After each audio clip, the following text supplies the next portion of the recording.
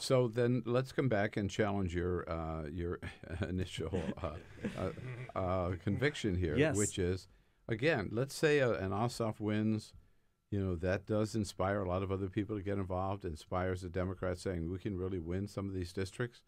And, yeah, we don't have reapportionment yet, but we've got an unpopular president, an ineffective Congress, people already kind of dissatisfied with this bunch. Let's go for broke in 2018.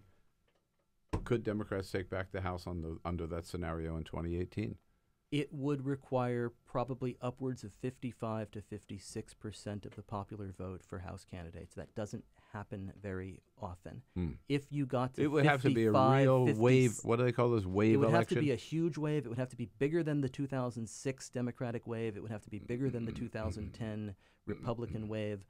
I don't know if in this era you of also hardened have partisanship, if that's possible. Right, but you also have, and we talked about this yesterday with the people from Indivisible. You've got this tremendous political energy out there, which is not necessarily Democratic Party led. In Nope. fact, it's not. Certainly It's just grassroots Yes. led at these town halls, at these marches. There's another one this Saturday.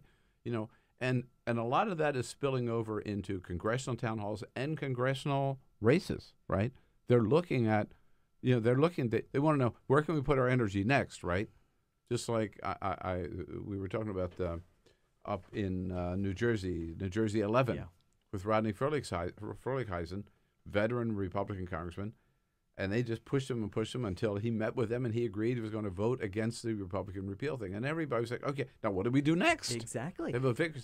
So there's going to be a lot of that energy coming into 2018 as well. Maybe, pieces are coming together. I admire your optimism. There is Thank you. Thank you. There is a lot of I'm not used energy to and that from Bill. enthusiasm out Man. there. I also think that there is a huge structural problem, and allow me to play the pessimist card, which is what I do so well. I feel like my book ought to come with like a bottle of bourbon or something. Sell more. What happens if in 2018 you do get a wave that is along the lines of 2006, but it's another 54% popular vote wave, and it does add up to just 208 seats, and it's not control.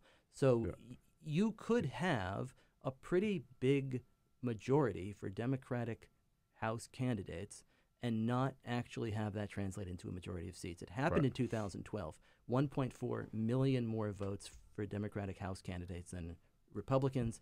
And Republicans held a 234-201 advantage in the House. So it would probably have to be upwards of 1.4 million votes. Is that... All right. Well, then what that means is, of course, and I'm not denying, I'm a realist too. I know the reality of these districts, and I had my own experience in California with the redrawing of those districts at one time.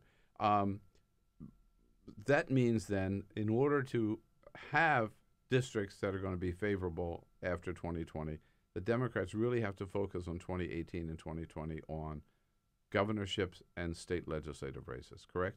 I think the governors are even more important than the state legislatures because the legislatures are so far out of whack right now. Pennsylvania is 121-81 in the House, Ohio 66-33 Republican in the House, Wisconsin 64-35, Florida 75-41.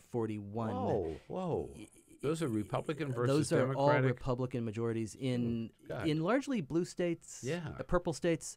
So you can try to flip. No idea they were that one-sided. You can try to flip that many districts, or you can win one statewide race in 2018.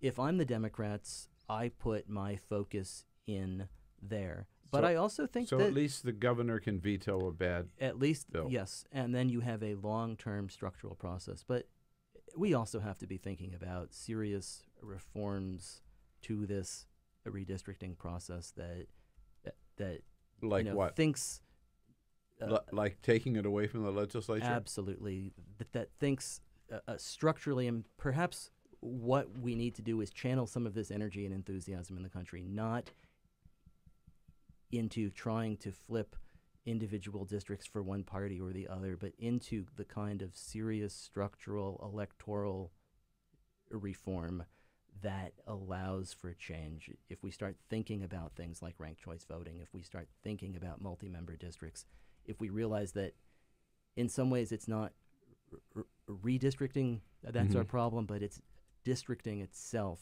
that ensures that so many voters do not have a choice and a voice. Right.